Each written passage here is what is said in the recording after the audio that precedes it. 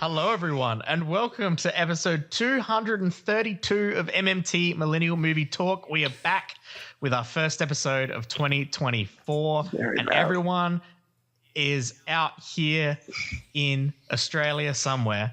I'm one of your hosts, Braden, joined as always by the wonderful Alex. Thank you. Hello. It's an audio podcast. You can talk. Hello. I know we've been on break, but let's get back in the swing of things. I'm here. I'm also Alex. joined. I just can't take him seriously. Hello. I'm here. I'm here too. And also joined by Michael. Hello, I'm here too. Hell yeah. Good work. Good work, everybody. I really hope the video works enough for this episode for this to make it to the wonderful YouTubes. Yeah. We've all taken some time away over the Christmas New Year holiday break. And I'm sure we've all watched. It's really hard to take anything seriously with Alex just hanging out like a little potato on the screen. I was thinking potato. Potato. Yeah. And the perspective just looks so wrong. Stick with it. I don't know what it looks like. Just keep going. It's hilarious. I look like a CEO that's in a Zoom meeting that doesn't know his camera's on, and he's just chilling while they're talking about important things. Maybe one of the That's exactly right. one of the Wall-E humans in the chairs. With no neck. Yeah, there it is. There it is. God damn it. Oh my God. Well, Mr. Potato Head, it's wonderful to have you here. And you've been in some wonderful films. I've been looking on people's letterbox for the people who update that bad boy. And I think everyone's seen a bunch of stuff in the break. And it was also the end of 2023, and we had some time to catch up on films that released in 2023. I'm sure we all have top 10 lists for the year. Yes. No, I've got some. We might. If we want to kick it. Mayhaps. Do you want to jump straight into your top 10s, or do you want to quickly talk about things that you watched and caught up on? I don't mind. I'm easy. That you are. Yeah. Thanks, Alex. Top 10. What? I'm intrigued. Michael wants to do a Michael's top 10. Michael's going for it. Michael's going for the top 10. Michael, do you want to start us off? Are we just going to all do our number 10 and then we do Pretty a sure round my table? top 10's pretty public, so nothing higher than my top 10. How we doing? We doing just one at a time, all of us? What do we want to do? Yeah, I like the ring around a rosy. Alrighty. 10 to 9 to 8. Pocket full of posy. I'll kick us off with a movie that came out earlier last year with someone who we won't name drop, but it is Creed 3. Creed 3 made your list. So I definitely didn't watch as many movies from last year as I thought I did. But That's a mood. I do remember enjoying Creed 3. I do remember at the time enjoying Jonathan Majors in that movie. Well, Creed 3 ended up, wasn't it your number 10? Yeah. My number 23. There you go. You watched so many more movies than me. I've watched 59 new movies last year. I watched Okay. 19 to put that in perspective. I think I watched like 15. New movies, I don't know, but I'm struggling to even get 10 here, so I don't. Yeah. you can see who the movie person of this podcast is. Letterbox But helps yes. a lot with things like this. And I Yes. haven't been But, using it. yeah. Creed 3's in my 10. Not much else to say. I did enjoy it at the time. Haven't seen it since. But Very fair. I'll pass on to Chris. Number 10? Yeah. I'm missing an 8, but 10 is It's Napoleon. His whole top 10 is Napoleon. I enjoy I'm not missing a 10. Instead, he's missing the 8. because I know he hasn't bunched them up. It's wait just like till you hear there's the a gap. movie. Yeah, I'm like, yeah, this is probably around 10. Look, I tried to remember the memorable movies that I saw, and Indiana Jones was on that list, and I was like, if this is even surviving the cut, it's going to be 10. That's fair. So makes sense. All right. That's fair. So Indiana does make Jones. sense. Look, mid, but it was something. I liked them more than Crystal Skull. We've been over it. There it is. That's I fair. think I like Crystal Skull more. Whoa. I'm Now sorry. he's sat on for a while. Have you been thinking about this for ages? One of them's got Spielberg magic, one of them don't. And One Crystal of them's got Skull, Nazis. One's Crystal got Skull's got Nazis. the next best thing, Russians. Yeah, but Russian Nazis, red fascism, like it's good to see Indiana Jones punch a good old fascist. Like it's good. It's what you who want he to should see. be. That's who should be punched. Yeah. I stand by that. Number 32 on my list. Very fair. Very fair. Oh my God. Not gonna die on that hill. Jesus. All right, I will go next, and then that leaves Alex last for us. My number 10, I was really hoping I was going to be able to watch more movies in the last 2 weeks to be able to bump this one off the list. But it's here because I didn't watch enough. Number 10 for me is Scream 6. 6. Yeah. Scream 6. Number 18. For me. Yep. You there it seem is. really disappointed to have that on your list. Oh, just because of what they've done recently. Yeah, 'cause Spade of- Glass have got a bad rep now. Ah, okay. Yeah. Everything they've done as of late has really tainted that entire legacy, which is really sad. Was it just they were dropping a lot of the people from the next movie? Is that what the whole They thing was? fired their main actor because she has political views. Which because and she's by political views, the correct supports stopping a genocide. Yeah, so they got rid of her, which was wrong. And then everyone went, and then that's fucked. Jenna Ortega apparently dropped out due to scheduling conflicts, which is a lie. Jenna Ortega jumped ship because they were like, you can't do that. And now apparently the other two of the core four have dropped out. So they've lost their four main characters, and now apparently Nev Campbell is in talks to come back. Jesus Christ. Do you think that they are absolutely kicking themselves from killing Dewey? Yeah. I think I think right now they're kicking themselves for a lot of reasons. Yeah. And then now the two directors that did 5 and 6, because they lost the director as well, by the way, because their two directors weren't coming back. That was before anything happened. They just wanted to do something else. So they had the guy that did Happy Death Day and Freaky come in and do what would have been 7, and then once all of this happened, he dropped out. Understandable. So, but now those other two directors of 5 and 6, they've got a new movie coming out called Abigail this year, which looks like a lot of fun. Oh, is that the ballerina one? The vampire ballerina, yep. Oh, I didn't know that. Yeah. I've only seen the poster. Yeah, she's a vampire child ballerina. Oh, hell yeah. And it's got Catherine Newton. It's got a few people in it. And it's like the last performance by that guy from Euphoria that died. Oh, wow. Okay, Yeah. So, damn. Yeah, there's some other interesting people in it. I watched the trailer the other day. I just forget. But it's good. Alex, hit us with your number 10. Number 10 I've got Dream Scenario. I'm not sure if anyone's heard of this movie. This is straight over there. This is starring the one and only Nicolas Cage.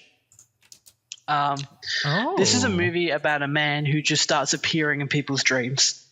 And I do remember the trailer for this one. Yeah, Yes. Nicolas Cage plays a man, and he just starts popping up in people's dreams.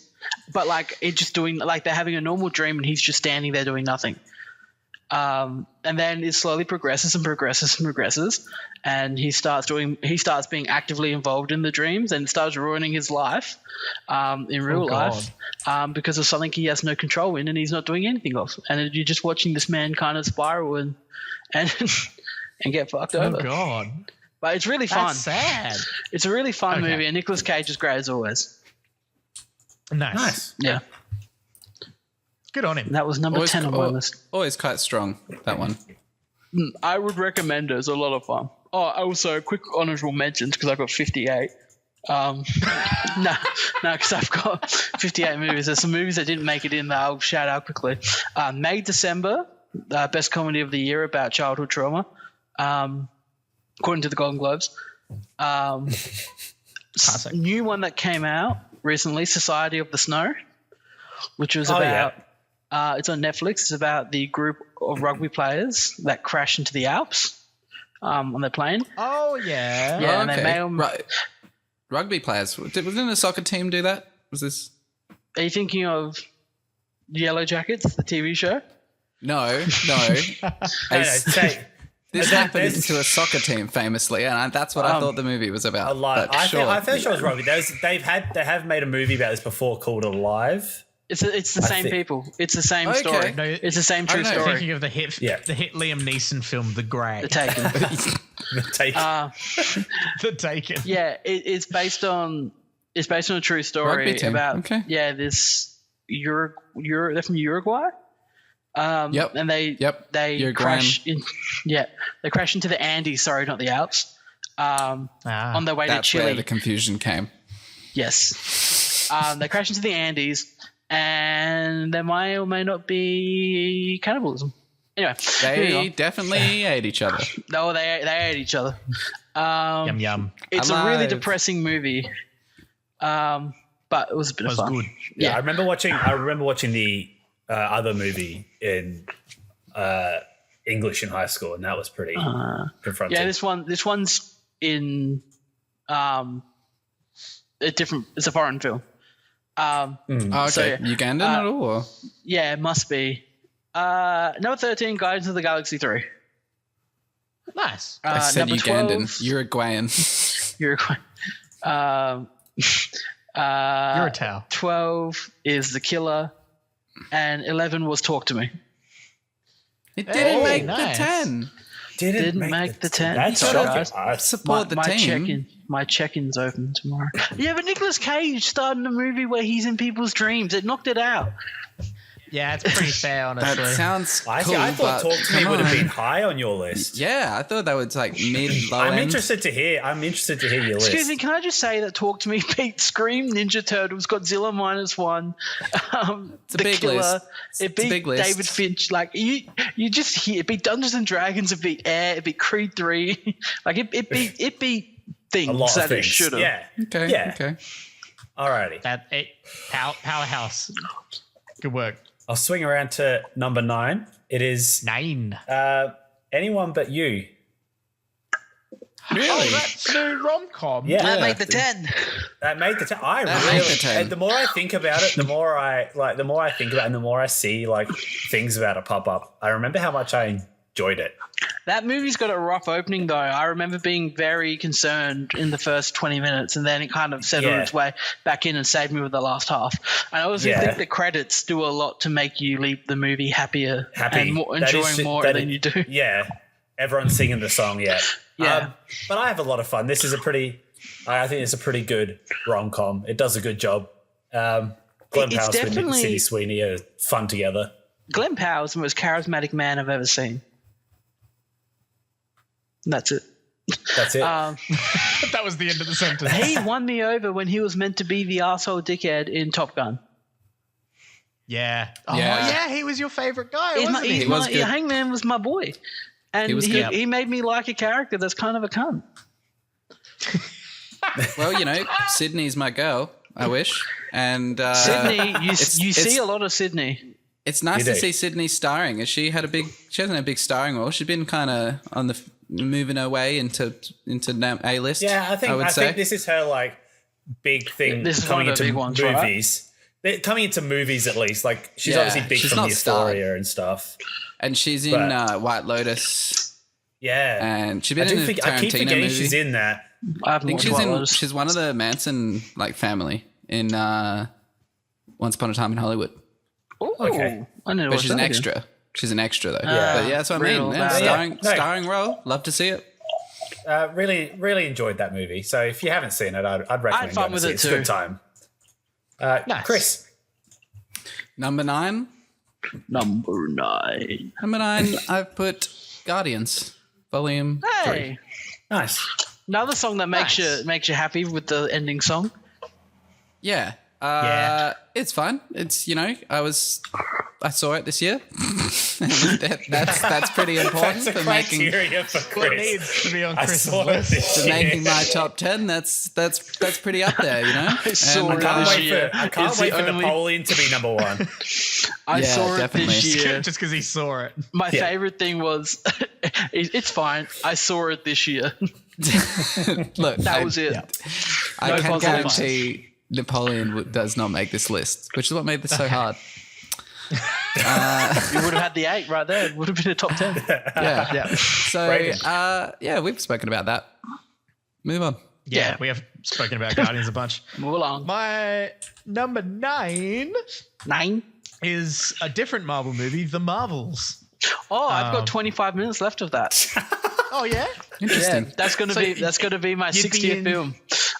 you'd be Jesus. You'd be in the middle of the big end fight scene, I guess. The bad lady just disintegrated, Oh yeah, but now there's still 25 minutes left. yeah, yeah.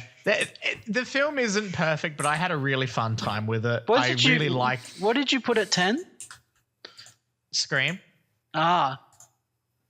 No. Choppy's not judge happy me. with you. Choppy's That not was happy with you. condescending. Don't judge me. Yeah. I had a really fun time with the Marvels, so I actually surprisingly I've been enjoying it more than I thought I would be. There's some really dumb shit, but there was the best part of the film is a fight scene where they're swapping through, but like it's before they work out what's going on. when it's really chaotic and they don't know what's going on. That entire sequence is great. That's the best part of the film. Does the fact film that is it's really heavily lifted up by Iman Vellani's performance. Like her as Kamala Khan is fantastic. I know I'm in the minority here because everyone loves her. I've spoken about, but I can't handle her where she does her screaming and she does when she's saying. She goes like, "Oh my god!" in the highest pitch. Like I don't know, I don't love it, but I know I'm in the minority. The whole fangirl thing. Yeah, I'm in the minority with that. But I don't understand that. does it help that it's like not an overly long Marvel movie, so it doesn't like get dragged out? I thought the first 16 minutes because that's when I first clicked the screen to see how far in I was, and I went, I've got to be 30 minutes into it, and at 16, I thought, wow, it is odd. Like there are definitely things in the film where it's like, oh, that probably didn't need to be here. And then there's other things where it's like, I really wanted more of that. And the amount of time they used is used weirdly, but yeah, and the movie had a fun time. Kind of just goes, fuck, we know that no one watched Vision. It does a pretty good job of summing up all those movies. Yeah, but I was surprised at how much they commit to them though. Yeah. Yeah. Like they really commit to being like, we're going to give you a full-on flashback summary of all of it. It's nowhere near as bad as Love and Thunder. Like this this kind of just reminds me of like an average phase 1 or phase 2 movie, not a bad one. Like that's what I'd put it with. I wouldn't say it's a bad movie. Like some CGI looks a bit but like every movie, like you don't have many movies where, unless Nolan's doing it, where it looks flawless nowadays. It's just how it works now. Yeah. All right, hit us with your number 9, Alex. Oh, me. John Wick Chapter 4. Very nice. There we go. John Wick Chapter 4. John Wick Chapter 4. I'm pretty sure people are going to be talking about it later, so I'm just going to zippity zap. So many stairs. All the stairs. Alrighty. I'll kick it off with the number 8. My number 8 is Teenage Mutant Ninja Turtles. Hey. Teenage Mutant Ninja Turtles. Again, just another movie that I just had a lot of fun in, and I enjoyed myself. So and for someone who, like, I watched TMNT as a kid, but it was like never really my thing, and then like never really watched the movies that were coming out as I grew up. So this is like the first one I've properly seen in the movies, and I really vibed with it. It was great fun. Yeah. We have a friend that famously really hates this movie. Not really hates. He gave it a 2 out of 5 and said it just wasn't a good movie. And he claims that the turtles don't have individual personalities, which is so wrong. That's insane to say. They literally all do. But besides 100%. that fact, I think with this one, I'm guessing, Braden, do you have a higher? I have this in the exact same spot. All right, cool. We can just talk about it now. It's also number 8 for me. I just think that I really enjoyed it. Number 19. I think that the animation of it's really good and really fun. And animation just different, is so stylistic. The voice actor's obviously great in this. The villain is also just Ice Cube. It's just, oh man, there's so much of this film which is just shocking. I also had a lot of fun with this, and I think it's just a really enjoyable movie. I think that's literally the first thought that came out when we saw this movie was we just enjoyed that a lot. Before we mentioned anything else, me and Alex just like, that was definitely fun. So it made my list. It's a fun movie, and it's got heart. And does it get fucking bonkers at the end of the film? Yes, of course it does. But it's Teenage Mutant Ninja Turtles. It's fun. Wicked art. It's got wicked art. Bacon, egg, and cheese. But yeah, there we go. Chris? Yeah. You're not the father. For your missing movie. No, I managed to fill this one in. May have required a Google just to see when something technically came out in America. That's it. On Boxing Day. Yep. And this movie's Ferrari. Ooh. Oh, yeah, this is a movie from this year. This year? Yeah, 100%. Last year. Yeah, it is. You're correct in putting this on your list. Wait a bit. Yes. Now, Australia, it's this year. But yeah, fuck it, we're done. It did release on Christmas Day, I think. Christian, I've got movies on here that don't come out for another month here. Okay. Insanity. Right. Well, Ferrari. No. It's in the theaters, not Insanity. Yeah. I don't think anyone else has Ferrari anywhere on their lists. I haven't seen it. It's fine. It's pretty good. Adam Driver does a great job. You know, Enzo is an iconic character, and he played that part. Good friends with him, are you? Yeah, uncle. I've been to the Ferrari factory in Modena, and there's a wax figure of him there. And oh man, Adam looked just like that wax figure, just like it. And look, he's an iconic character. He does the Enzo cool. He looks cool. He's the coolest man there is. And the movie focuses a lot on his personal life and a big race and a big incident that happened. But like, Braden, what's happening? Could have gone more on the race. Is that Adam Driver? Yeah. Have you not seen like him in this at all? Oh my god. But yeah, that's wild. Good for him. Could have had more cars. Could have been more on the cars, but it's about Enzo. It's about a time in Enzo's life and a big aspect of his life. So fair enough. Maybe 6 out of 10. It's fine. It's good. Cool cars. It's shot beautifully. I will say that. It's shot beautifully. Nice. All right, Alex, hit us with your number 8. Oh, you had Ninja Turtles in the same spot. Mine was also Turtles. My number 8 is Mission Impossible Dead Reckoning Part 2. Part 1. I wish it was Part 2. You already saw it. Give me Part 2 right now. Nah, this was a really great movie. When did we get Part 2? We're meant to get it this year, but some people wanted to go on strike for better money. Some people. Alex, we support those people. Yes. If it deprives him of Part 2. Yes. The one circumstance, Braden. Like, Dune Part 2 was meant to be on our list here somewhere, and now it's not. Yeah, that was meant to be December, wasn't it? It was meant to be October, and it didn't come out. It comes out in end of February. It's almost like the people hold a lot of power over the corporations, which is great. And I know that was all for a good cause, and we respect and like what they want to do. When you say it like that, it sounds bad. But Tom Cruise isn't getting younger. And that's we need the Mission Impossible movie. My God, that's so true. He could die He could die any day by doing one of these things he's doing on set. So that man's never going to die. Pretty good point. And have you heard now that he's signed up for Top Gun 3? They're doing Top Gun 3 and he's back. Oh, I'm very excited.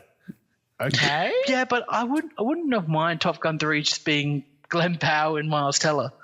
Yeah, I'm here for it just being the Young Bucks. That'd be great. You got to have him. He was great in Maverick. Yeah. Keep doing it till it's bad. Yeah, true.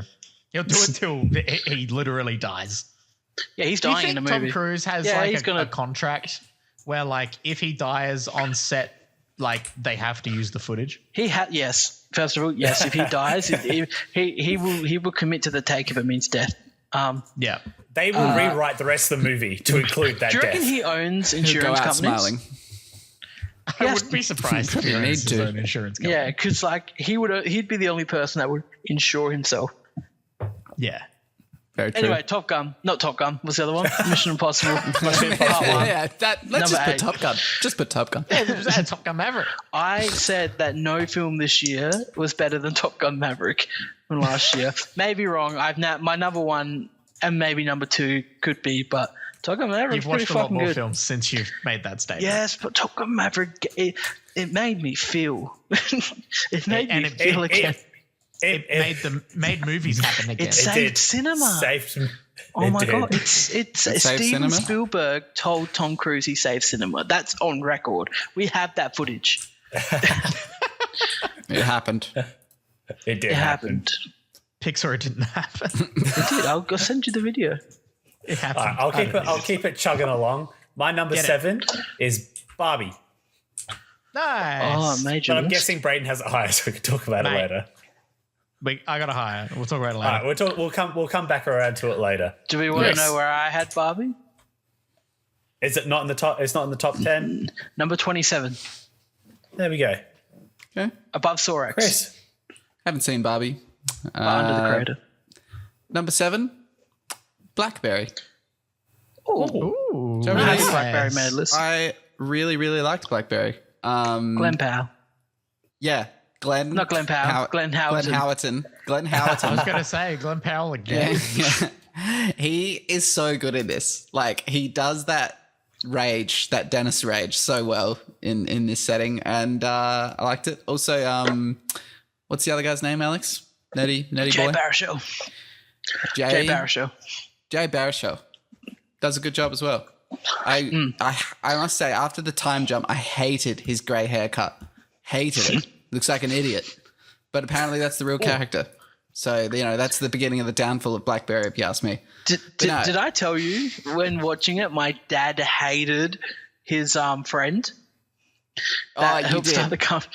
My dad, my his dad friend hated is amazing because his friend reminded me of one of the people in my core group. You've all met Oscar at some point. Yeah. That guy just reminds me of Oscar, and it was cracking me up the whole time. Like the June t-shirts, but it's movie night. Oh my god, it's movie night. It's movie night. Yeah, I loved him. It was a great great story. Night. There's been a few of these type of movies since Social Network, which is amazing, and still the best to do it. Yeah, this was good. This was great. Blackberry, most popular phone in the world, and then it was nothing. Now it's a ghost town. Check out Blackberry, kids. Check out Blackberry. Google what a Blackberry is, and then once you've learnt about that, watch the movie. Yes, if you're born post 2000, you'll have no idea what we're talking about. My number 7 is a bloody fun film, Dungeons and Dragons: Honor Among Thieves. Oh, that made nice. Yeah, it made my list. I had such a fun time, and again, I feel like it gets some bonus points for being just so much better than I was expecting it to be. But I really enjoyed Dungeons and Dragons: Honor Among Thieves. I reckon I could pop that movie on whenever and enjoy it. Agreed. Number 20. I feel like that's just an easy, fun flick, and I'm surprised at how much effort they put into it. It was so much fun. Number 20 on my list. I agree. Very nice. Choppy. Yes. My number 7 is Killers of the Flower Moon. Ooh, yes. Yeah, good movie. Real good. Too long though. Gosh, too goddamn long. It's a long movie. It's that middle segment. It's that middle black. I think we said it picks up again at a certain catalyst. When Jesse Plemons rocks up, I go, Meth Damon's That's here the and he's one. here to save us. Exactly. It picks up. But yeah, it picks up. Yeah, great movie. Great performances. Really interesting story. Martin Scorsese's still making great movies at 205, however old he is. Unlike some other directors of the same generation. Hey man, Yeah, Ridley Scott. We can't. We'll see how Gladiator 2 goes this year. No, it's not going to be good. It's not going to be good. Not going to be good. Some hot prediction. Hit us, Michael. My number 6 is Mission Impossible: Dead Reckoning Part 1. Michael, twinsies. We're just going to end up with half the same list. Mission Impossible was also my number 6. There we go. Again, what more can you add? It's Tom Cruise doing Tom Cruise things, and it's always enjoyable. And it's Tom Cruise doing Tom Cruise things, but then also the supporting cast were fantastic. Yes. They did a really good job holding up the rest of this film. Like, also, loved it. Haley Atwell joining, love it. All the action sequences were just like so much better than like films that have like one good action scene. Like, damn. I could never dislike. Well, I mean, I can because there is one that you can dislike. He drove a motorbike off. I can't dislike a Mission Impossible movie. He did that, and they built a train. They built a working train to crash it. Insane. You gotta love it. You gotta respect just that. You gotta respect the hustle. Balls to the walls that Tom Cruise does for these movies. Mm-hmm. Yeah. But yeah, there we go. Chris. Love it. And I'm so excited for part 2. Yeah, me too. Number 6.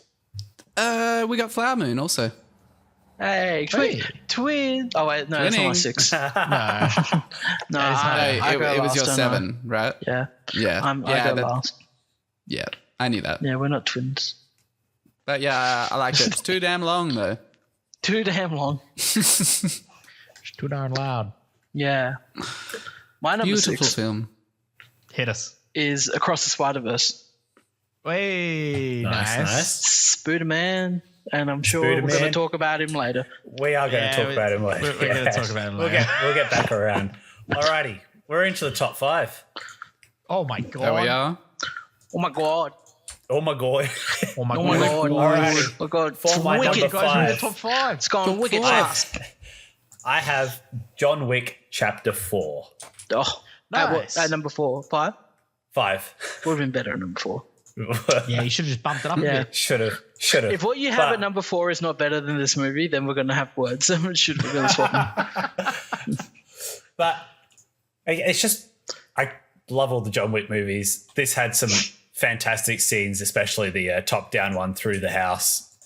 Gives up what was it? Hotline Miami vibes. Is that the? Yeah. That's the one I'm thinking of. Love that game. Given those vibes, the whole stair the fire scene. Shotgun. The stairs. He goes up them and down them and back up them again. My God. Those stairs saw so much action. It's like half a film. As ridiculous as these. The last hour of that movie is just an action scene. Yeah. It just doesn't stop. And somehow. And it ends so well. It does. My next point is no matter how ridiculous the action scenes get with the bulletproof suit and the stairs and everything, it somehow manages how funny to is end it like that and tug on your heartstrings right at the end. And it is lifts the suit jacket up. Like imagine just walking through this. Imagine walking to work and just going with your suit jacket. But yes, they established it in number 2, and it's the funniest thing because now we've had 3 movies of them just being like pew pew pew pew pew. Yeah. I just love that they don't feel the need to explain it. So if someone's just going and seeing it, being like, "Oh, I've heard they're good action movies," and then they go see it, they're like, "What the fuck are they doing with this?" There's a scene in 2 or 3. There's after he gets into a massive fight, he takes the jacket off, and all these crushed bullets just fall out to the ground. Yeah.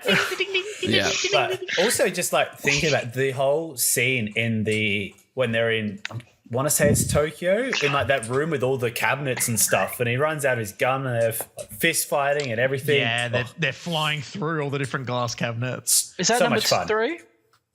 Did we just start talking about number 3? 4? Oh, you're not talking about 3 has they're in the cabinets of all the weapons. Yeah. That has like in the gun store. That one's crazy. Oh, because it also reminded me of the other part in number 3 where they just start throwing each other through glass panels. Yeah, I think they just throw each other through a lot of glass in all the movies. They do that again. This one did. I'd love to see a stat of how many glass panes were broken in John Wick movies. This was the first time though in a John Wick movie I went, come on guys, he's surely dead now. There's a scene in the movie where he jumps out of a 3-story building, lands in a car and flings into the ground, and he just gets up and hobbles on. Yes. Yeah, that one was a bit... you're really stretching. He should have been dead from the fall from the top of the fucking building. Yeah, he should have been dead by a lot of things though. So can't be done. Can't kill him. He cut off his finger in the desert in the third one. Probably would have got infected cutting it off in the desert. Yeah, probably. Probably should have lost his hand. But anyway, we'll keep on moving along. How would he do this? Chris, what do you have at number 5? Number 5. Another one that hasn't been brought up yet, but I know it's very high on a few of your lists. So number 5 is Poor Things. We'll talk about it. We'll talk about it. I'm sure it's 1, 2, or 3 on Mr. Alex's list. You had very 4. interested to hear more about Poor Things. You had 4 movies better than Poor Things? Yeah. Poor Things is great. They're all named Napoleons. Have you not listened to it? Yeah. Yeah. It's just all syllables, Napoleon. That's it. That's how your guys' lists work, right? No.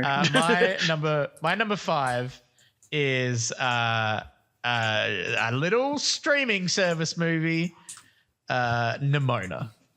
Oh, there we go. I really like Nimona. Nimona is great. Everyone should check it out. It's a real sweet, touching, heartfelt story with really nice animation, fun characters, and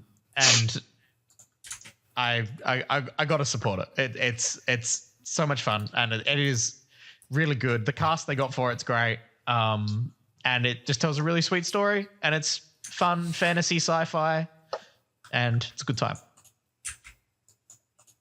Alex, my number 5 is a movie called Past Lives. Nice. Made at number 5. This is a American-made, mostly spoken in Korean though, film about 2 people who were really great childhood friends and kind of had that young love thing when they were I don't know, in year 3 or 4 in Korea, I believe. Yeah. And then her family moves away, so they separate, and then they reconnect all these years later, and then they stop talking for about another 10 years and picks up 24 years after she left Korea, and they just meet up again. She's married now with a husband, but there's just a lot of talking about what happened if they didn't leave. Clearly there's still feelings there, but it's any other film would have made her husband not likable. Yeah. But this movie makes him so likable, and this movie's I'm okay with you going to hang out with him, and he's just saying he's so okay, and he's very supportive. Very supportive. He's but of course I'm scared that I might lose you, but that's just how I feel, and I'm telling you that's how I'm feeling. But go out and he came all this way to see you. You absolutely go and see him.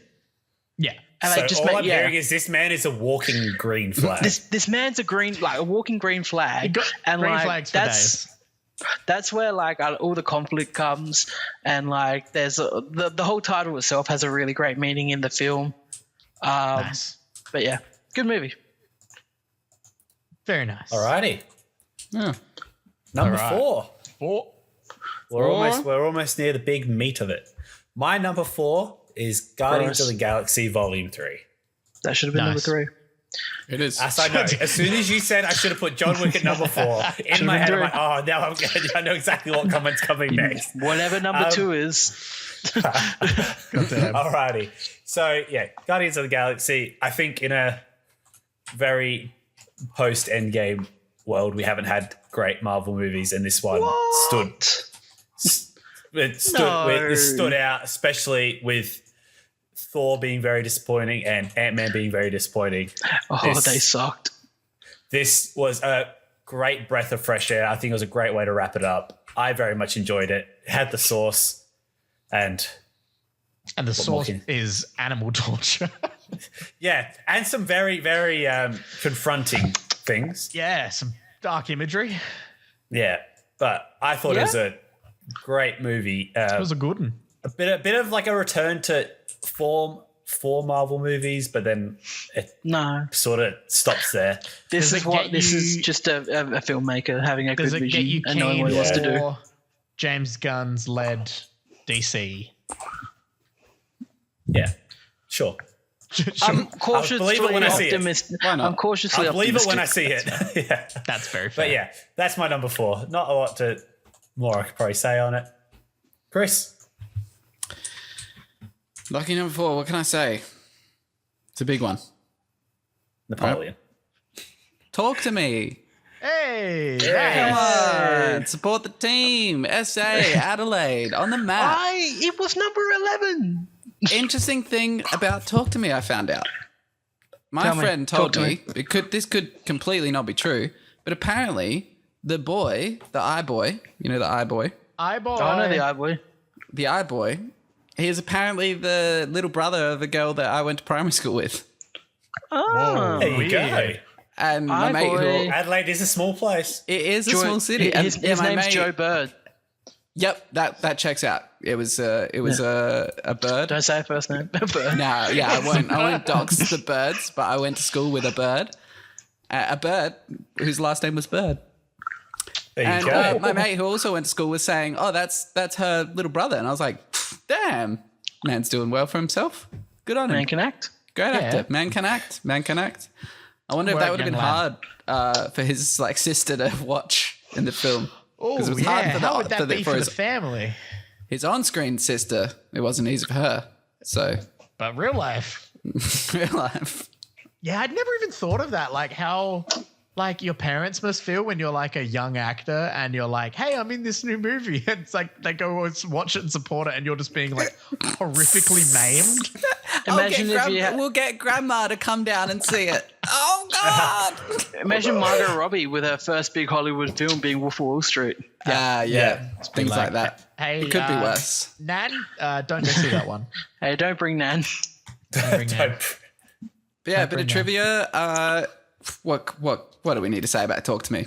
Excellent, excellent little film, little independent story. Look, I knocked it down from 10 because they didn't end up doing the Q&A. You don't have to justify. Yeah, you're just mad. They didn't get my copy. I didn't get my copy. They never end up doing it. They big timed us. They cancelled the in-person one and said it's going to be done by Zoom call. Wow. We're Hollywood directors now. We'll do a Zoom call for the people in Adelaide. That's what I just wanted to go and get my copy of it signed. Yeah. Which he said he would do for me. Because I asked him in a Instagram live he did when he was just waiting at the airport, and he said, "Yeah, man, I've got this thing coming up in Palace Nova. Bring it there and I'll sign it for you." And I went, "Oh." And then it's because he knew Alex was coming for that signature. That's why they did it on Zoom. It's like I can't go now. No. Hopefully Street Fighter's good. Yeah, fingers crossed. Keen for that. Shout out to Triforce was mentioning Talk to Me again. And they're going I did hear that. I was just catching up on them the other day. Talk to me. Hey, talk to me here. That's excellent. Yeah. The idea of can you imagine if at the end of the film, instead of going to the other country where they've got this big group of people, it was just like Italian American in the middle of New York. Hey, I let you. Me. Hey, forget about it. I let you in. What? I let you in. Take my hand. Hey, I'm talking here. Talking to dead people.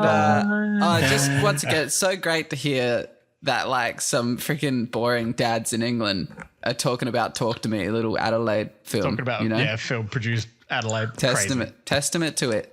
So lovely. Fun. Braden, what's your number 4? Number 4 is a latecomer. One of the few films that I did manage to catch up with on my to watch list, and it immediately bumped its way up the charts for me. I really enjoyed Bottoms. Bottoms is my number 4. Bottoms is it's got the girl from The Bear in it, doesn't it? Yes, it does. She's got a Letterboxd account. Which one? Sydney? Yes. Oh my god, her Letterboxd account is her review on Bottoms is amazing. Let me very quickly find it because it's so funny. It's Sydney from The Boys. Adam Fair. So Ayo Edebiri, she's the first review you see on Letterboxd. It's just 5 stars, love heart. I'm in it with my friends. Yeah, it's great. A bit biased, maybe. I don't know if I can trust her. A little bit biased, reviews. But no, that's how she's gonna. Is super fun. I would describe it as it's got big Booksmart energy, in the sense of like it's like really heightened like real life, where it's like, you know, some of these characters are just so, like, for example, Mean Girls, like Mean Girls, where it's like anyone who's in the football team is just permanently in their football uniform with like the shoulder pads and everything, like in the middle of like every class. It's very funny, and they're also just like they're just insufferable in the best ways. It's got flawed main characters who are lying about stuff and are trying to make things work. They end up starting a fight club at the school, mainly because they want to try and pick up chicks, which if this was gender bent in any way, it would be like a bad 90s film. But the fact that it's gay as hell is just really funny, and really, really fun. The cast's great. The storyline is just silly, and big Booksmart energy, which I think is why I liked it. It's basically Booksmart, but make it Fight Club, but also make it uber gay. And yeah, that's my recommendation of Bottoms. Super Gay Fight Club. Yeah, uber gay Fight Club. That's it. Number 4. Number 4. Little film that came out this year from a little director called Oppenheimer. Oh, Poppy. Number 4. Oppenheimer. I wish we could have used it on the Germans. Yep. I think it's going to be spoken about later. I think it's going to be spoken about soon. It will be. Very soon. All right, number 3. Alrighty. Number 3 for me is Dungeons and Dragons. Hey, It went from a movie I was very keen to see to the trailer coming out. I did not want to go near it with a fucking stick, to everybody talking about how fun it is. So I finally watched it and I enjoyed myself so much with it. So it rips it's us. definitely one I will throw on again. Yeah. Without hesitation. So if I see it there and I'm looking for something random to watch, I will definitely throw it on. Guys, movies can be fun now. It's okay. Movies can be fun. 2023 was the year we went, you know what, guys? Movies can be fun. Movies are fun. Let's put the fun back in movies. I just remember when I saw the trailer in the theaters for the first time, the genuine like, I don't like this. Oh no. Made me quite disappointed. So I just really didn't pay attention to anything else. Yeah, guys, we can use practical effects now. It's okay. Practical effects. It's okay. Oh my god! Just the 5 of them together is so much fun. Yeah. And Chris Pine, the best Hollywood. Like Chris Pine. Hugh Grant should be the bad guy in every film. Paddington too, and Dungeons and Dragons prove that. You know what? I'm excited for Dune Part 3 when they cast Hugh Grant as whatever, a sandworm. I don't care. It'll be great. The Emperor, maybe. Oh, now Christopher Walken's the Emperor. Yeah, but he's going to be pretty good. Yeah, that's fair. But yeah, Hugh Grant can be the villain in anything. Need the You're number spice. 3. Gotta mind the spice. It's spice is needed by the Imperium. They shoved it up my ass. The spice was in my ass. For 4 long years. The spice. Up my ass. I was able to travel through space. There was a worm.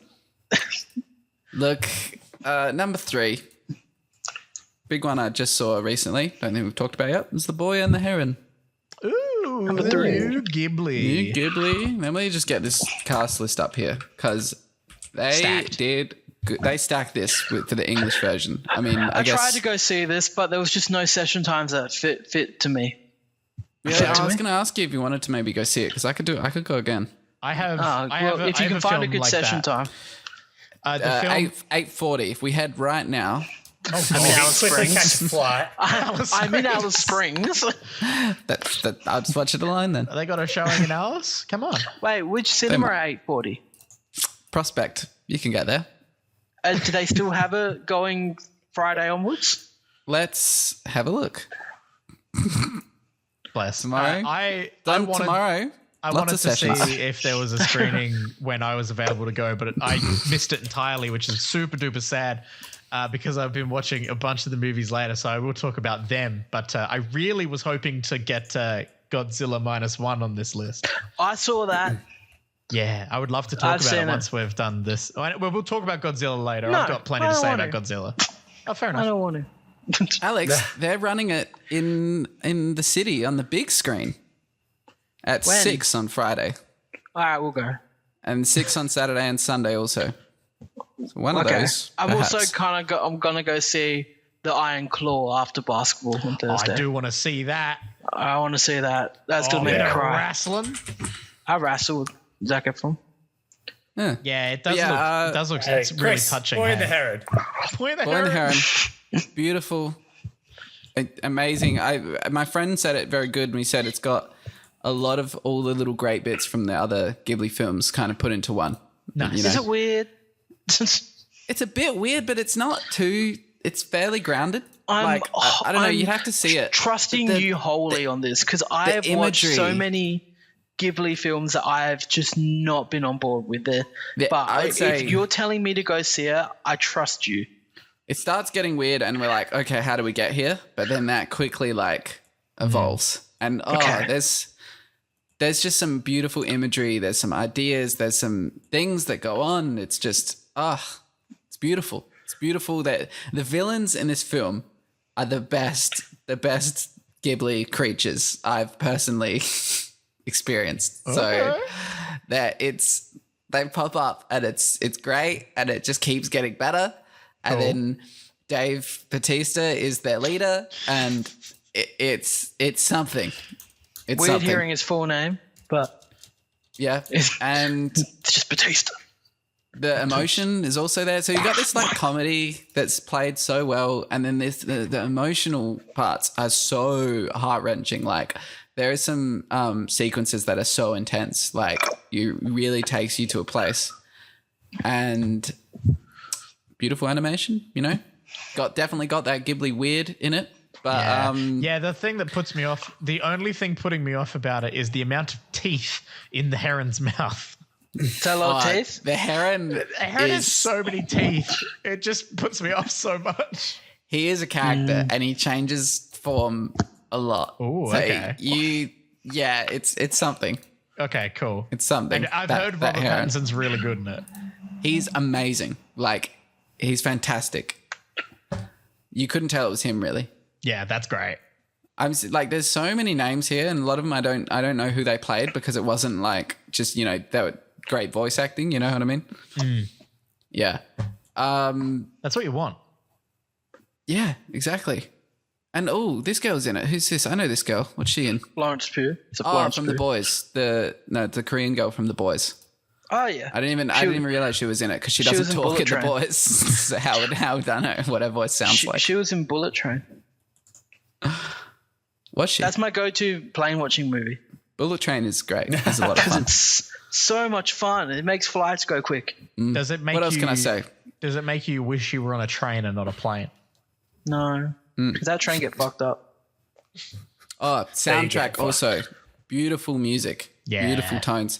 Some very simple kind of theme music for the Herron. And it's so vibey. You hear it and you just think of the movie. And there's so many memorable imagery that I'm seeing right now. When you hear those tunes, you can just see it. It's iconic. Yeah. A beautiful flick.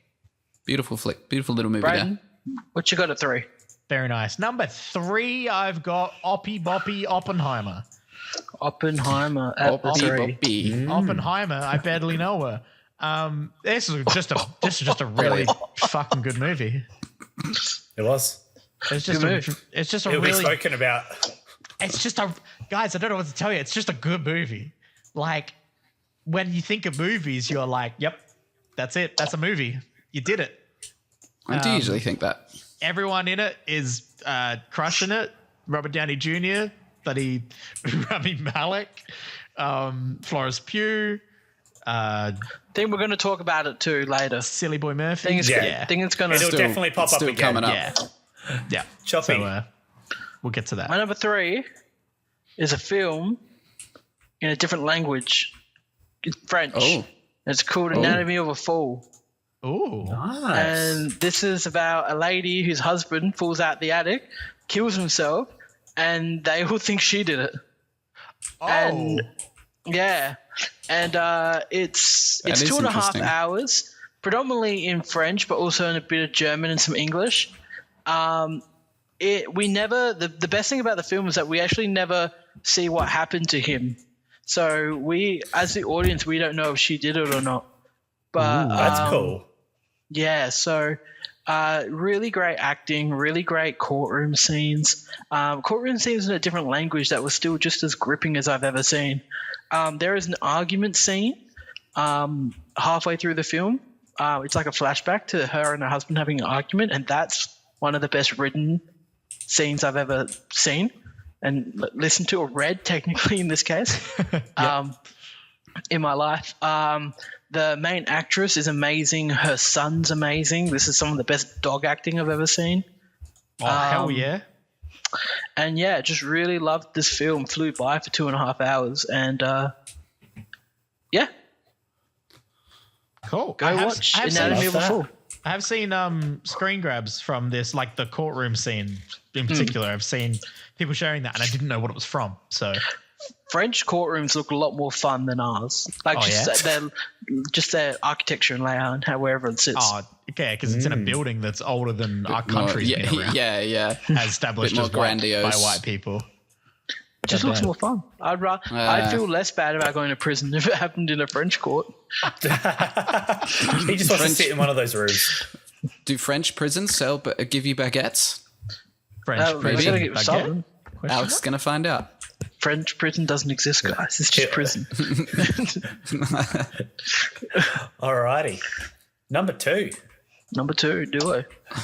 My number 2 is a little old film called Spider-Man Across the Spider-Verse. Nice. I feel like this one's going to be a lot of number 2s here. Maybe Braden's number 1, I assumed. Who knows? Anyway. Who knows? Again, they knock it out of the park. The animation's sick. I love it. I love the blend of all the different Spider-Man. Spider-Man. I'm very excited to see where this goes in part 2. I just remember seeing a lot of people being unhappy at where it ended, and I'm like, do you not realize it's a part 1? There were a lot of people. Everyone's just like, why did it end there? And it's the like, same as all the people who are like angry about Mean Girls right now, like, and all the backlash Mean Girls has been getting online. Is it because it's a musical? Yeah. Yes, Yeah. Wonka, Mean Girls, and there's one more that were not, and Color Purple. All 3 movies not being advertised as musicals that are clearly musicals because nobody cares. The general audiences don't want to go see musicals, so they're not advertising these movies as musicals. You need a musical crowd that will enjoy a musical, and they will enjoy it. Yeah. But I'm guessing that one may pop up later. So all the rest, it's yeah. There's a great clip. The fact that people didn't know that it was going to continue and there'd be more after it. Yeah, people were furious. Same with Mission Impossible, but that was cool. Mission Impossible did it right. It named itself Part 1. Part 1, yeah. That's what Spider-Verse didn't do. Spider-Verse was originally Part 1. Yeah, cool originally Part 1, it was. but they changed it. And then they changed it.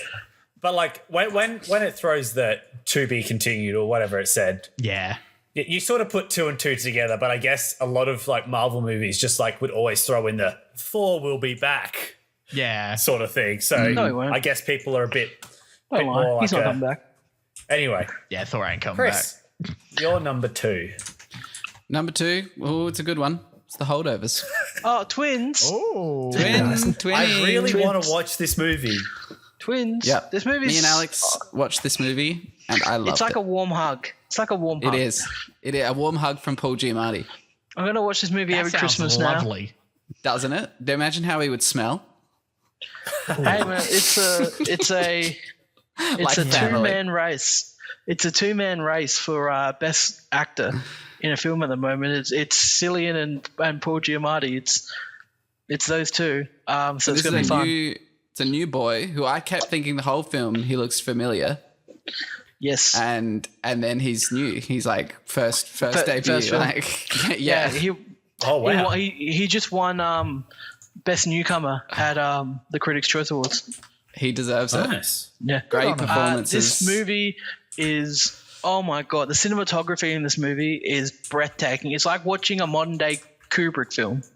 Cool. In terms of the shot composition and the locations they use, they fully utilize their locations as they should. They got every single bit they could from those locations.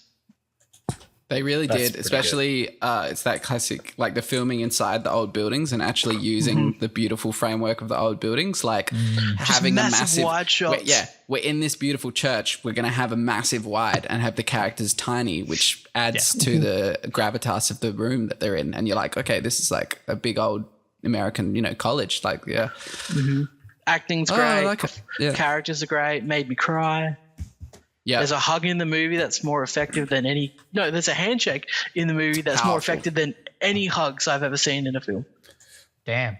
Powerful. I thought you were going to say any hugs that you've had as a person. I'm very, very much looking forward to watching this movie. I was really hoping it happened to be on Prime or something the other night, but it's not quite out yet. Found it in the gutter. Yeah, that's fair. And you picked it up? Picked it up on a stick. God damn, what a throwback.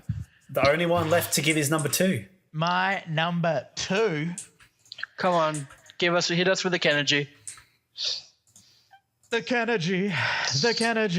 Yeah, it's Barbie. It's 100% Barbie.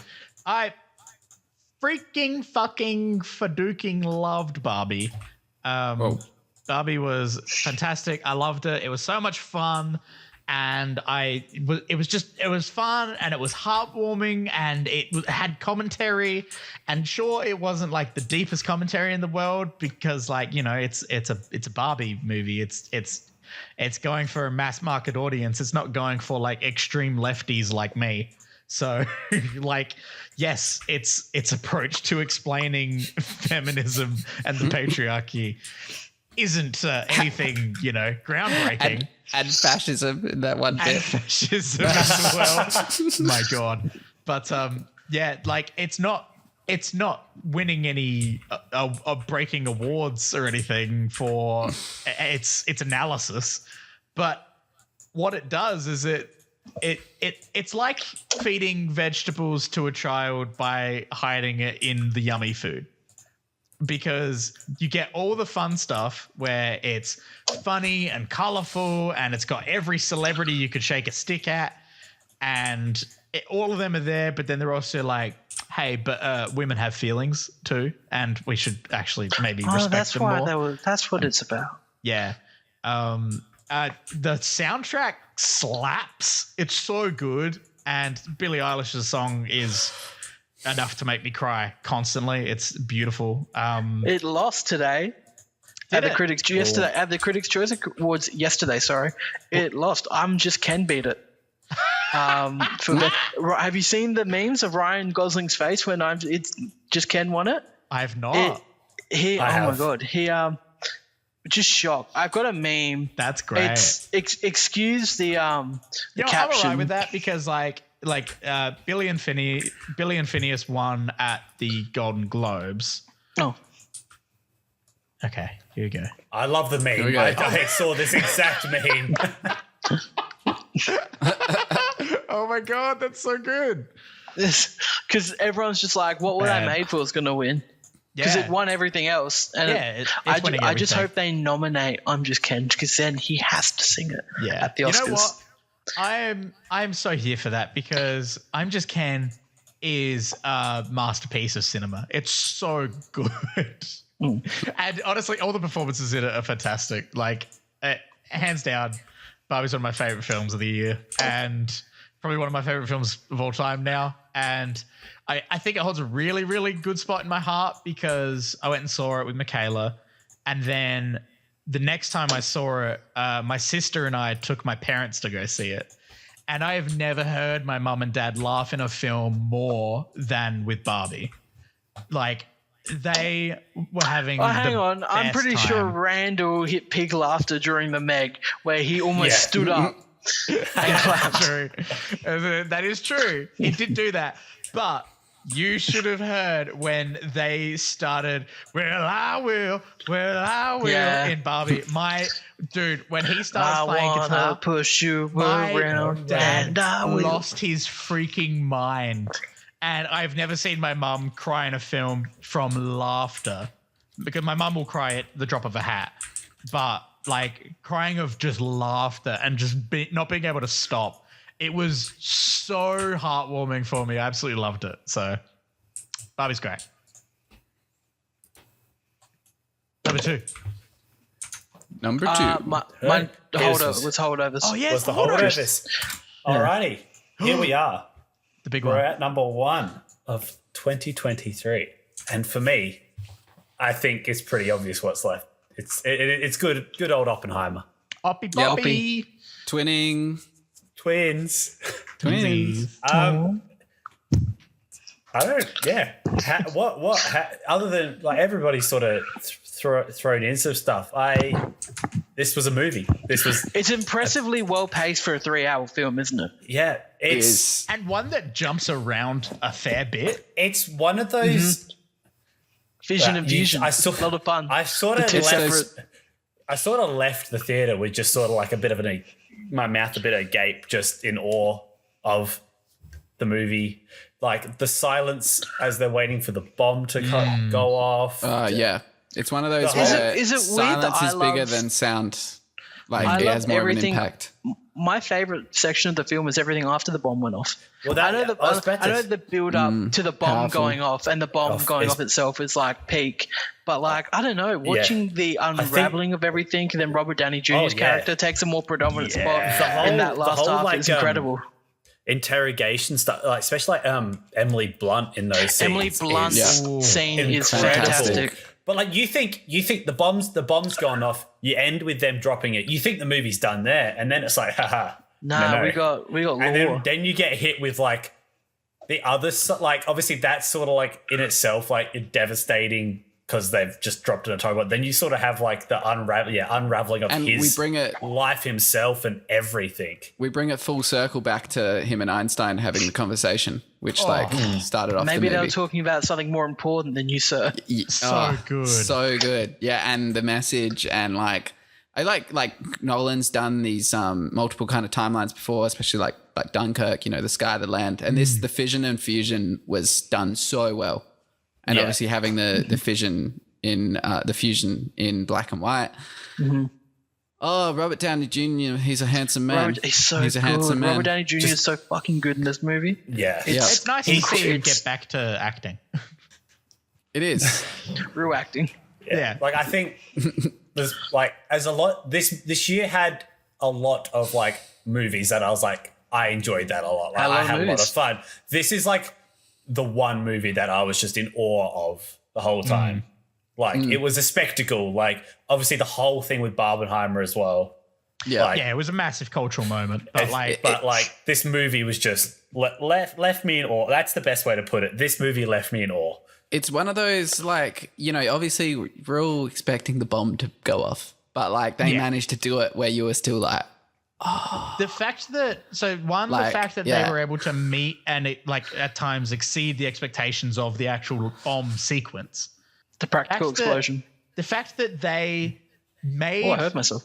The fact that they made me in the middle of all the bomb happening in the middle of all of that, there was this one part of me that was going, I do want to get back to the other stuff though.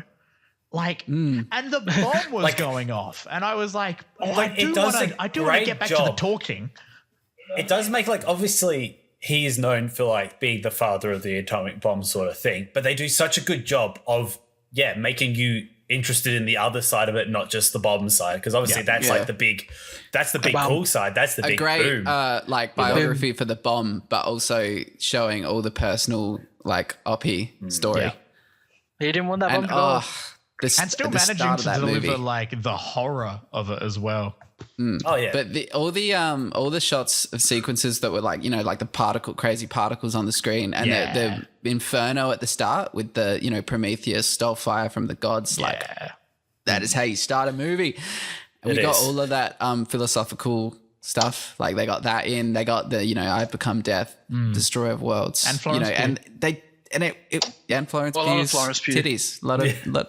Yeah, he ruined his train of thought. I did see that, didn't I? A lot of Cillian Murphy too. Yeah, a lot of them. A lot of that guy. Not all of it, but a lot. None of the didn't. I did hear a lot of people talking about how on IMAX that was quite a spectacle. Oh yeah, it was.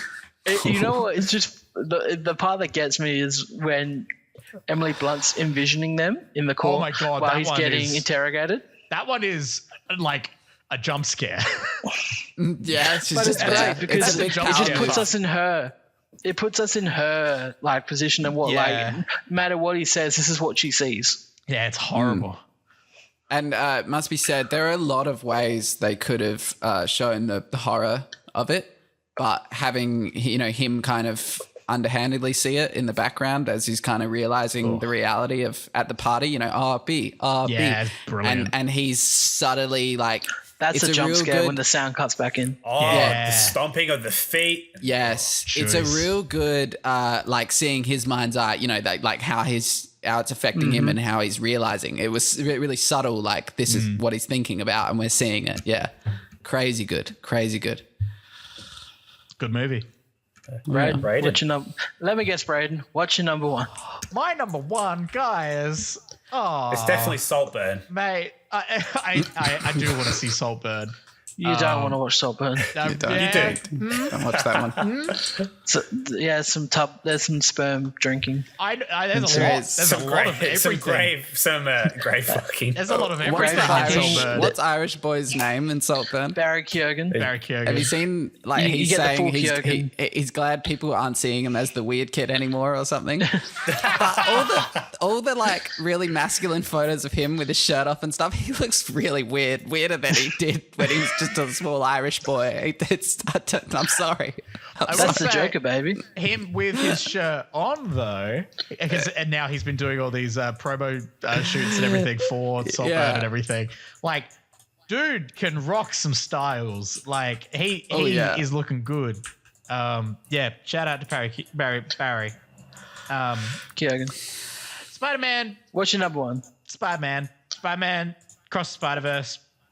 Fuck, it's a good movie.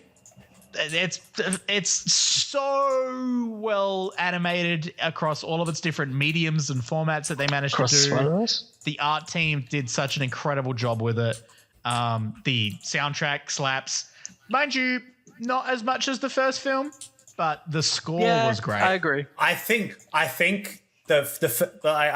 like we talked about when we reviewed it and stuff. I think the first one, the soundtrack played a very big role in it, whereas it took a backseat to the story this time. Yeah. And getting to flesh out a bunch of characters as well that like I'm one of the people that really loved that opening, like basically like 10 to 15 minute sequence with Spider-Gwen. I really loved that. I've talked to watercolor for her world. Yeah. I've talked to a lot of people. It's like a mood ring who weren't as red hot on it. Like they were like, I wish the film would start. And I was like, dude, what are you talking about? The film's happening and it's amazing. Right. The new additions. Also, what a villain. Oh, what a villain. So how they tackled Spot, I could talk about forever. But then not only that, just like how they managed to introduce and build up this villain, which is very clearly going to be a larger part of the picture in the next film as well. But then also having the conflict not be just about the bad guy and the good guy team and the bad guy, like building it up so that there's all this conflict happening between how they're doing the good guy shit. Like, and how they tackle that. Oscar Isaac's great. Fucking Daniel Kaluuya as Spider-Punk is so good. Hobie Brown in this film is cooler than he's ever existed ever. He's better than he is in the comics in everything. It's really frustrating because everyone wants more Spider-Punk, but he's the one and only Spider-Punk that is that cool and that good. So I don't know, man. It's great. Really, really, really love it. I have the art book. It's fantastic. I have a number one. And I think we know what it is. Do you? So, I don't. This movie I saw, and about halfway through the movie, I went, this is the best film I've seen all year. This is the film that's kind of made me love. It's the film I was halfway through the film, I was just like, you know what? I haven't enjoyed a movie as much as I'm enjoying this. And then kind of maybe dragged on for a little bit too long. And I was like, I can't, because of that reason, I can't put it to my number one just because I did find an issue with the film. Whereas there's been other films this year where I didn't really find a lot of issues with, but I have lower than this. And then I just kept thinking about the movie. And I kept thinking and thinking and thinking and thinking. And I said, fuck, I'm going to go see it again. Ooh. I watched it, and even though I understood my original criticism, it didn't stop me this time because I knew what was coming. And yes, I still think it's maybe a bit too long, but I have not enjoyed a movie more than I enjoyed Poor Things more this year. That is my number one of the year. Nice. And I think it's my favorite. It's just my favorite film of the year. I love everything about this movie. I love all the weird and wacky choices. I love the soundtrack. I love the cinematography. I love the performances from Emma Stone and Mark Ruffalo. Mark Ruffalo needs to be studied in this film because he is so fucking funny in this movie. And he talks like, Bella, come Bella, let us take the evening air. Oh my God. And he's walking around like that, and then he just becomes so unhinged at the end of the film where he's screaming out Bella into her window, her open window. Yeah. He's magnificent, but what's even better than him is Emma Stone. Emma Stone deserves all the awards for this movie because the risks and what she does as an actress is something I haven't seen too many actresses of her caliber do. She gives her whole self to the movie. She does, there is a scene in this movie when I'm just like, well, this is her award here. Watching there's this, because if you don't know what the movie's about Emma Stone's character Bella, who essentially is kind of like a bit of a Frankenstein's monster. Basically, I'm not going to say how, but she's a fully mature woman with the brain of an infant. Mm-hmm. And you follow much of her through this film, learning about life, growing and becoming her own independent female, and which involves her choice in what she does with her body, her own thoughts, and everything like that. Whereas, there's a part in Paris where she's experimenting a lot with her body, and where it's probably, because you get the full stone. You do. You get a lot, and you get Crabman too. Which was a highlight of the film. But there's just so much of this film that I loved so much, and it just the production design, the costumes, everything about it, I just enjoyed so much, and I just keep thinking about it, and I can't wait to watch it again. And it is my favorite movie of the year. Very nice. It is definitely at the top of my watch list at the moment. I do. It really it's very is weird. Something. It's very weird. I'm keen for it to be weird. It's extremely weird. I feel like, especially the first 30 minutes, maybe 25 to 30 minutes, you're going to lose a lot of people. I can imagine people walking out the cinema. The first 30 minutes is in black and white, and you're experiencing the weirdness of Bella as an infant and what comes with that. Okay. But you're also learning about Willem Dafoe's character and all the weird things about him. I didn't know Dafoe was in this as well. Oh, he's Frankenstein. Oh my God. Yeah, he's fantastic. He's fuck's sake. He's got this thing where he can't he can't produce gas, so probably the funniest moment in the film. It's one of those back to it when he's mid-bubble. Yeah, it's the comedy comes in threes. They just keep doing this subtle thing, which is a bit quirky. And then the third time, it just hits so well. Like, the whole cinema laughed. Okay. Like, it... the whole point with this character is that, like, he can't... His dad experimented on him a lot as a kid, and his dad was like, I'm going to take this part of your body out to see if it's important. And it ends up being important. So he has a machine that has to help him produce gas by blowing it out of his mouth in a bubble. Okay. And it's just the sound he makes while he's doing it. And then just like the brief pause and then the pop in the air. Oh my God. Okay. The comedic timing of the bubbles is really something to be studied. It's not a movie you can show anyone. Ever. But look, it is this should be R. Are we still on that after your second watch? What? This movie should be rated R. Oh yeah, this movie should be an R. This movie should not be rated MA15+. Parents would be mortified if they brought a 15-year-old to this movie. Ooh, seriously. There are some parts which are downright criminal. One part I was like too far, like really too far, like a crime. Which part? Oh, the kids. Yeah, it's the kids. It's a sexual encounter involving children that is really wrong. But it's a short scene. Yeah. I'll just explain quickly because I don't think it's that bad. That sounds bad. Because it's at one point in the film, Bella starts working at a brothel because she needs money and that's what I'm going to say about that. But one of the clients she takes is a man trying to teach his two sons about sex by bringing them to a brothel and having them watch him have sex with Bella. Yeah, and it's played for comedy, and I'm sitting there like, this is absolutely disgusting. Like, this is too far. So for that 1 minute, the weird for me, I didn't find any funniness in it. It reminded me of Always Sunny, where like the explanation for why Dennis is so fucked up is because Frank basically did the exact same thing. Like it's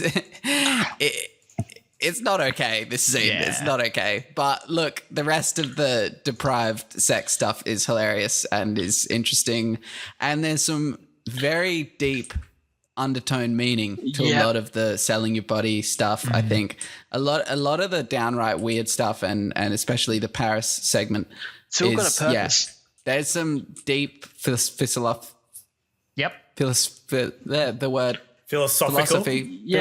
there's just meaning to it, and I think if you think it's a thinker, and there's a lot there. There's just one section of the film that happens towards the end that really hammers home that more. And I think it just makes it run a little bit too long, but it doesn't. Now it doesn't stop me from loving the film. Probably that bit it could be shorter. I think Paris could be shorter, to be honest. Definitely the scenes with her with the kind of the burlesque like brothel owner.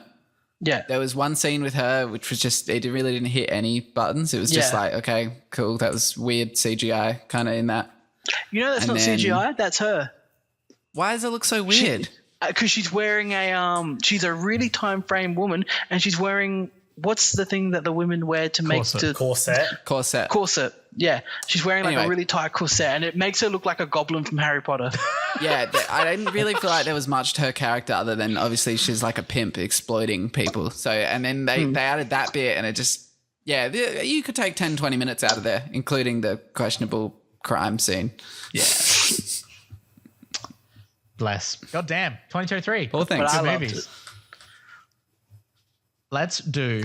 Soundtrack's great. Let's do a quick roundup of some other shit we've been watching so that we can all catch up a bit. Because I've got some stuff to talk about. I watched every episode of The Ted Show. Oh. That just came out on Binge. Okay. It's good. It's good. I've been seeing so many ads for it the past few days. If you like Ted 1, you enjoy it. The young kid does a spot-on young Mark Wahlberg impression. Of course, it would be young him, wouldn't it? Yeah, it's 19. It's set in 1993. And it's like 16-year-old John Bennett and Ted, and they're going to school together and getting up to some things. It's really good. Is it still beyond when Ted's kind of like famous? Because obviously in the movie they say, you know, it grows old and everyone's kind of used to the idea. It's after he's famous, yeah. Yeah. It's so he's already had his fame, and now him and Johnny are just, going to school. And I went back and watched Ted 1 and 2 after watching the show, and I think my favorite joke in the shows and the movies is how people react to Ted like it's nothing. Yeah. Like especially in some of them, like some people just go, "Oh, aren't you that bear that came to life?" And they're talking to a talking teddy bear. And it's just like, yes, it is like just how nonchalant people act towards this talking teddy bear unfazed. Is the best. Yeah. That is good comedy. I like that. It's written and directed by Seth MacFarlane. He directs every episode. That's cool. Yeah, really, really enjoyed it. I had a lot of laughs. Nice. And other than watching Society of the Snow, Poor Things, Godzilla -1 I watched. Yes. Now I do want to talk about Godzilla for a sec, because my experience with Godzilla has been Godzilla versus Kong. Great movie. And that's it. And there's your second, Brayden. Sorry, time's that's up. That's it. As I said, we're done. Time's up. I just wanted to mention that I have seen Godzilla versus Kong. No. So obviously we went. I always would want to mention that too. We went and saw Godzilla versus Kong. We all had very hot takes on it. And the community came at us, and then Alex did a backflip and really enjoyed it. I haven't rewatched Godzilla versus Kong, but you think you're gonna enjoy it again? So it's from working in Greenlight and having the King Kaiju Collectibles cabinet in there. We have a lot of people in who come in the shop, love Godzilla, talk about Godzilla and all that stuff. And I've always heard people talk about how good Shin Godzilla is, and I was then hearing people talk about how much they were enjoying Godzilla -1, and I was like, okay, I think I'm gonna bite the bullet and I'm gonna watch Shin Godzilla and I'm gonna watch the new one. And then I was like, oh, you know what? I never watched it. I'll go back and watch that the 2014 American Godzilla with Aaron Taylor Johnson and Bryan Cranston. Oh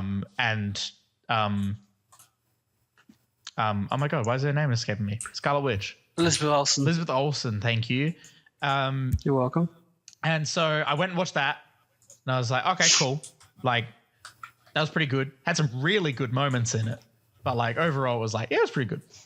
And then I was chatting about it with some people at work, and they were like, you know what you should do, because you're like a film person and because you're in the middle of doing all this, you should watch the original Godzilla, 1954 original Godzilla.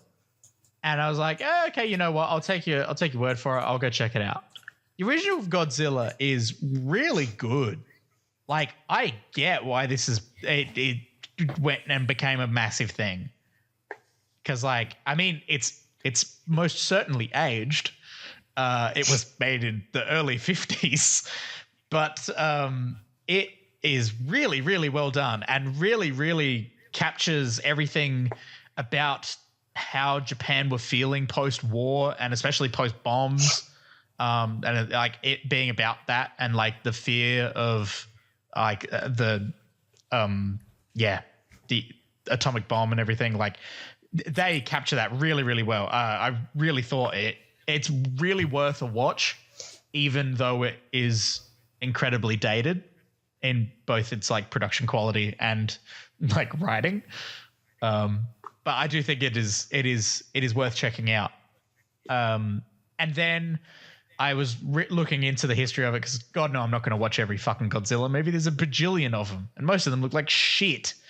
So I watched a little like talking about each of the films, and they went off the rails like with the sequel immediately.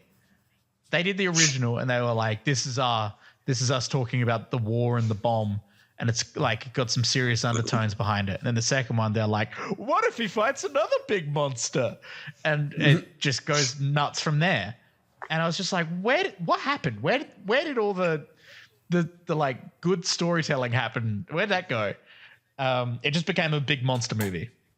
So then I watched Shin Godzilla, which I was not ready for. People were telling me it was really good, but like, it's really good. And it's so different from anything else I've ever seen. It is political satire like I've never witnessed. It is so quick in how fast it jumps between different sections of the film to show off just how ridiculous and how much of a joke their political system is, and the bureaucracy of it all, and the meetings upon meetings with different people, and it jump cuts so quickly. It was so fast. It was great, and Godzilla in it is really, really good, and actually looks good, which is cool, and has some like original designs and stuff. I really like Shin Godzilla. It was really good, and that has brought me to wanting to watch Godzilla -1. Alex, how was Godzilla -1? So Godzilla, really good. Sorry, I watched. It was almost a month since I've seen it. Fair. Really, really, really good. A lot of it. The human element of the story is probably the best it's ever been in a Godzilla movie. You care about the humans. They actually do a lot to create the characters and build upon them, and then place them in scenes where Godzilla's wreaking havoc. Cool. Godzilla's very much not a character in the film. He's just the monster that shows up, and we have to beat him. Yeah. Whereas a lot of other movies kind of tend to make him sympathetic in that. He's purely just Godzilla. He's angry and he's here to fucking destroy a town. Yep. The atomic breath is great. The characters are great. There's a great boat chase scene. Overall, just a really great, fun, probably one of the best Godzilla movies there is from what I've heard. I'm quickly going to rattle down everything else I've watched. Hell yeah. Really quickly. Also watched Hunger Games Ballad of Songbirds and Snakes. This movie was very average. It was way too long. This movie is an hour, almost like an hour and 39 minutes long. Jeez. Something unbearable like that. Just way too long, man. Should have been 2 movies. But they do too much with it. The Hunger Games itself, we all like a Hunger Games here. The Hunger Games in this movie, because it's only the 10th Hunger Games ever, instead of us spending the whole portion of the Hunger Games just with the character in the Hunger Games, because it's based on President Snow, who's a mentor, a lot of it's spent with him watching and kind of watching the Hunger Games and trying to influence and like interact with it. Okay. So that took a bit out of it. Saltburn was overly horny and weird. Yeah. That sounds right. That's what I have to say about that. Yeah. Talked about Poor Things. Everything I've heard about it. Office Christmas Party was a bit mid. The Internship was all right. Poor Things again. Talked about Dream Scenario. Talked about the holdovers. I watched Licorice Pizza. Oh, how was Licorice it? Pizza. I've heard that's good. Boring as shit. Oh, no. Really 2 majorly unlikable main characters. Oof. And yeah, just kind of did the same thing over and over again. Next Goal Wins, Michael and I saw it was a bit of fun. Just a bit of fun Michael Fassbender sports drama. Oh, I've seen the trailers for that. That does look fun. Yeah. Anatomy of a Fall talked about. Society of Snow talked about. Good Grief was a film I had a lot of hopes for. It's Dan Levy's directorial debut. Came out on Netflix. It was just nothing. Fair. 2 out of 5. Anyone But You was fun. I watched Willy Wonka for the first time as an adult. Hey, Wonka. The original one. The Gene Wilder one. Ooh. Gene Wilder. And it was fucking awesome. Really? That movie slaps. It's great. Yes. I have not watched it I since didn't I was realize a kid. how long. Watch it. I didn't it's realize amazing. how long it takes for them to get into the factory. They don't go into that factory until 45 minutes into the movie. Damn. He How's doesn't the rock ho- up. the Jim Wilder horror doesn't have a scene? presence. And the movie's only like an hour and 40 long. Yeah. And they don't rock up into the factory until there's 50 minutes left of the film. Far out. Yeah, I think it was on TV as like one of the nights while we were on break, and I caught it, and I'm like, I asked Mum how long it had been on, because I hadn't watched it in a long time, and she was like, it's been on for a while, and I'm like, oh fuck, I forgot how long it takes for him to get there, because he was just getting the ticket. God damn. Yeah. He's Great got a golden movie. ticket. He's got a golden ticket. Great movie. There's the best joke in the film is them chewing, like he invents this chewing gum that never loses flavor and can't be swallowed, and the little girl's like, how do we get rid of it? And he goes, you spit. And she goes, spitting? I can't think of anything worse. And he goes, I can think of one thing worse. And that was the best joke in the film. God damn. And then Mean Girls, the original again, and then Ted 1 and 2. But I've been watching a TV show that's currently coming out on Disney Plus, and it's a Percy Jackson show, and it's surprisingly great. I am hearing Really? that it's surprisingly Percy good. Jackson. I am hearing that they did mix up the casting, though, is what I heard. No, with Hermes. It's fine. Is it Hermes? Lin-Manuel Miranda's Hermes. Being the father of everyone. Yeah. And they had Edge right there. Yes, Edge plays Ares, which is God of War, which is perfect. That's spot on casting. Yeah, that's great. I looked it up because I didn't believe it when I heard it. I was like, "What? Are you for real?" Yeah. Sorry. Yeah. Yeah.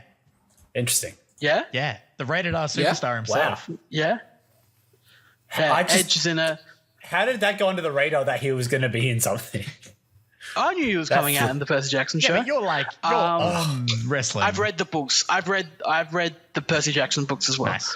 I'm now rereading them because the show sparked the interest. Alex, and Percy Jackson kid. You heard it here first. Goddamn. Harry Potter, Percy Jackson. I was there. That's it. So yes, that's everything I watched. Watch Percy Jackson. It's surprisingly good. The main kid that plays Percy Jackson is great. The kids are great. They're age appropriate too. Nice. That's always good when the kids are actually Grover kids. doesn't have a goatee. Grover had a goatee in the original movie. I caught up on something that we've been talking about and anticipating. I watched the Doctor Who specials. Hey, welcome to the family. What'd you think? And Brayden, you're spot on with everything you said. Oh my god, they're so good. But the first one, someone wrote a decently good Doctor Who episode, and then 10 minutes before it aired, they're like, "This has to be political, make this political, it really is. Make this political, go at it." How do we do it? And then they stare down the camera lens. They do. It's the bit where, back in the Tennant days, Donna has when she's having her brain overload, she's going binary, binary. And I'm sorry, it's a crime that she's doing it again, binary. And it cuts to her offspring who goes, non-binary. Oh my God. It made me laugh out loud. And this is as someone, as a non-binary person, it made me laugh out loud with how just... It's not even on the nose. It's on the entire body. Oh, man, it's so funny, though. And Miriam Margolyes that was great. Shoehorned in so much. Yeah. It was so confusing as to what that had to do with why she was saving everyone. Because she's Donna's, It didn't actually explain anything of, how they get out of the scenario of them dying. But, okay. What's the correct way of saying it's Donna's son, daughter? Daughter. How would you politically correct? Trans daughter. Daughter. Trans daughter. She's great. So she's got the doctor powers, and that's what works. Yep. But the fact that it's because she's trans, we all survived. It was just so shoehorned in. It didn't make any sense. Yep. It's but it was a good episode. Underneath that, the Meep was a great character. The Meep's great. So good. But then the next episode, which was just a totally self-contained Donna and David Tennant episode, which we somehow found room to just have just go back in time and have third season David Tennant episode, and it was amazing. Oh my God, it's good, so good, and it just gets horrifying.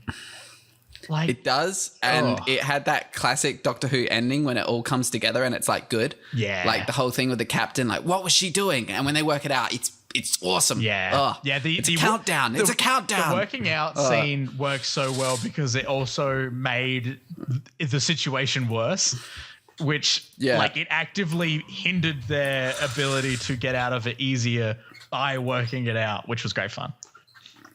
And then there's been some weird use of CGI because obviously Doctor Who, classic for its practical effects. Yep.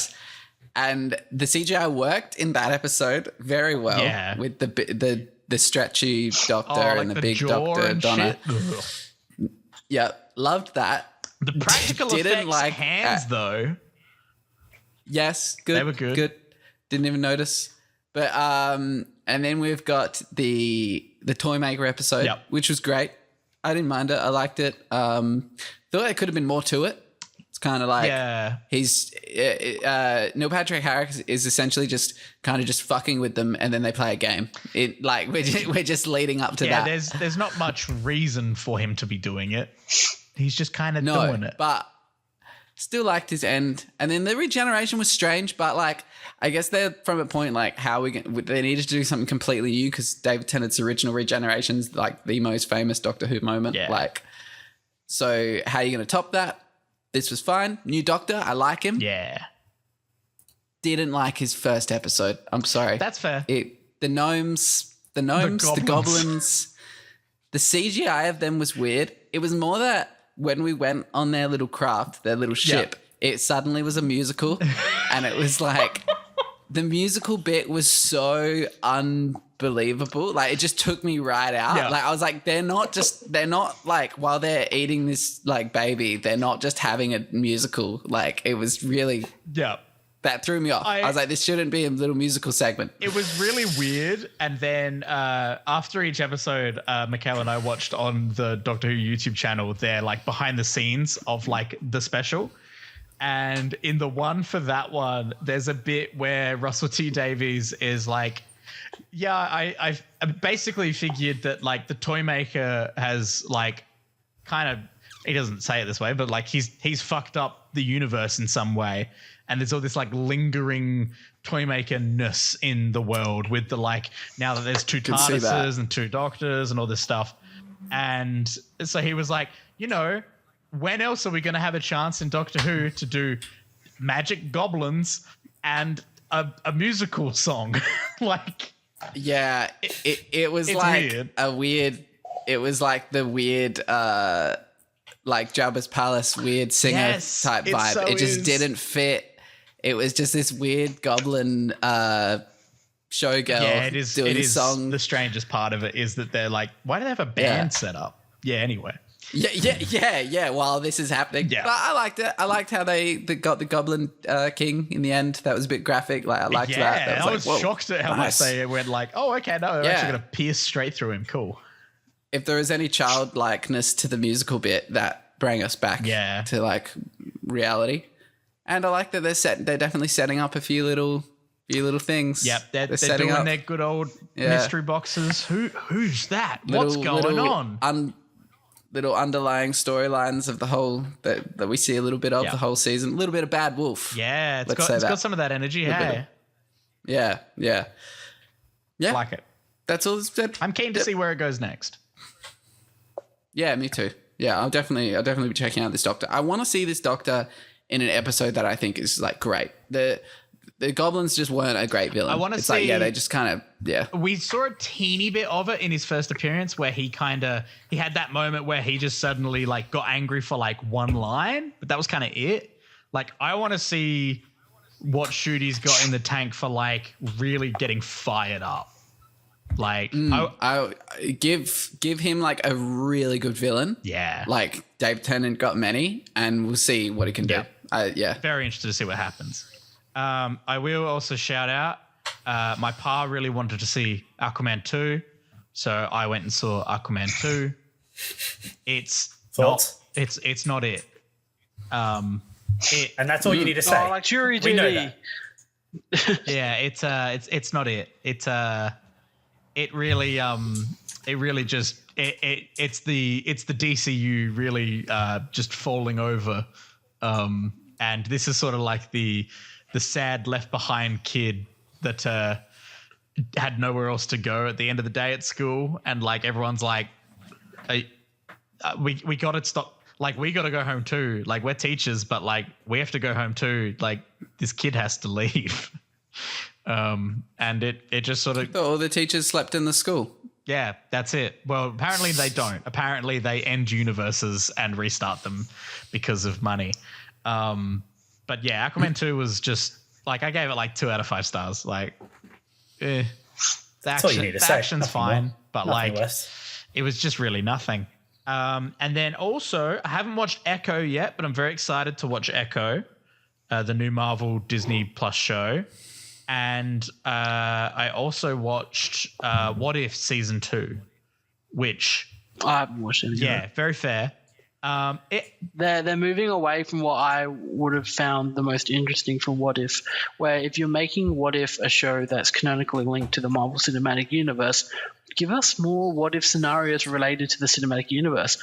Give us like they did in the first season of Heroes, like what if this happened? Like instead of like Peggy became instead of Steve from one thing that happened, like tie more into the universe and stuff like that. Like I don't know, stuff like what if Rhodey died in Civil War when he fell, like stuff like that.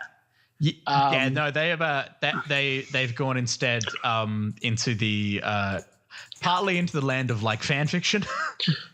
Yeah, what if the other half of Snapped is one that I'd love to see if they did that. Yeah, there's some really that's the thing. I do think this show has a lot of potential, and some of it works really well, and some of it is fine. But like instead, we're getting what if Happy Hogan saved Christmas? That was not a good episode, and I didn't need to be there.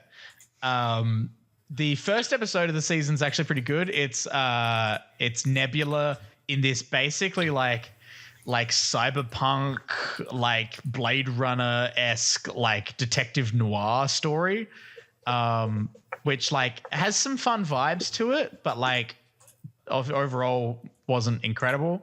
All the best parts of it are all the Captain Carter stuff. Captain Carter's great. They're basically just doing a Captain Carter show without calling it Captain Carter. It's called What If. Yeah. All